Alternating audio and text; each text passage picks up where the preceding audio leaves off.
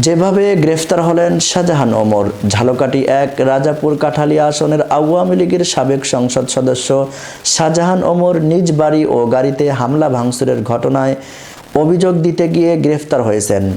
বৃহস্পতিবার ২১শে নভেম্বর সকাল 10:30টার দিকে তাকে গ্রেফতার করা হয়। ঝালকাঠির অতিরিক্ত পুলিশ সুপার মহিদুল ইসলাম বিষয়টি নিশ্চিত করেছেন। এর আগে বুধবার ২০শে নভেম্বর সন্ধ্যায় রাজাপুর উপজেলা বিএনপি তার বিরুদ্ধে বিক্ষোভ মিছিল করে। সেখান থেকে একটি গ্রুপ বিচ্ছিন্ন হয়ে উপজেলা সদরের বাসভবনে হামলা ও ভাঙচুর করে।